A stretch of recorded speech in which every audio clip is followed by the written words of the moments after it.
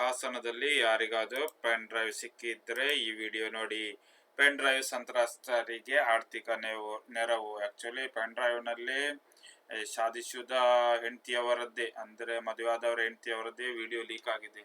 ಎಲ್ಲರ ಕುತ್ತಿಗೆಯಲ್ಲಿ ಸರ್ಕಾರಿ ನೌಕರ ಅಥವಾ ಹೌಸ್ ವೈಫ್ ಎಲ್ಲರ ಕರೆಮಣಿಯಲ್ಲಿ ಕುತ್ತಿಗೆಯಲ್ಲಿ ಕರೆಮಣಿ ಇದೆ. ಬೆಳಗಾವಿಯಲ್ಲಿ ಜೆಡಿಎಸ್ ಸಂಸದ ಪ್ರಜ್ವಲ್ ರೇವಣ್ಣ ಅವರಿಂದ ಲೈಂಗಿಕ ದೌರ್ಜನ್ಯಕ್ಕೊಳಗಾದ ಮಹಿಳೆಯರಿಗೆ ರಾಜ್ಯ ಸರ್ಕಾರ ಆರ್ಥಿಕ ನೆರವು ನೀಡಲಿದೆ ಎಂದು ಕಾಂಗ್ರೆಸ್ ರಾಜ್ಯ ಉಸ್ತುವಾರಿ ರಣದೀಪ್ ಸಿಂಗ್ ಸುರ್ಜೇವಾಲಾ ಹೇಳಿದ್ದಾರೆ. ಸುದ್ದಿಗೋಷ್ಠಿಯಲ್ಲಿ ಮಾತನಾಡಿದ ಕಳೆದ 75 ವರ್ಷಗಳಿಂದ ಎಂದು ಕಂಡರಿಯದ ಪ್ರಕರಣ ಇದಾಗಿದ್ದು, ನೂರಾರು ಸಂಖ್ಯೆಗಳಲ್ಲಿರುವ ಅತ್ಯಾಚಾರ ಸಂತ್ರಸ್ತರಿಗೆ ಮುಖ್ಯಮಂತ್ರಿ ಸಿದ್ದರಾಮಯ್ಯ ಅವರು ಆರ್ಥಿಕ ನೆರವು ಘೋಷಿಸಿದ್ದಾರೆ ಎಂದು ತಿಳಿಸಿದರು.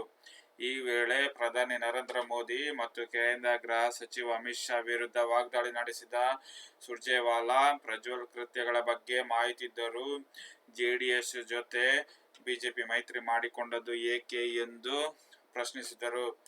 ಪ್ರಧಾನಿ ಮೋದಿ ಅವರು ಪ್ರಜ್ವಲ್ ಅವರ ರಾಜತಾಂತ್ರಿಕ ಪಾಸ್ಪೋರ್ಟ್ ರದ್ದುಗೊಳಿಸಲಿಲ್ಲ ಏಕೆ?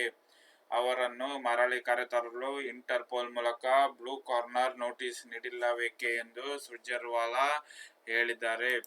ವಿಡಿಯೋ ಇಷ್ಟವಾದರೆ ನನ್ನ ಚಾನಲ್ ಲೈಕ್ ಮಾಡಿ, ಸಬ್ಸ್ಕ್ರೈಬ್ ಮಾಡುವುದನ್ನು ಮರೆಯಬೇಡಿ.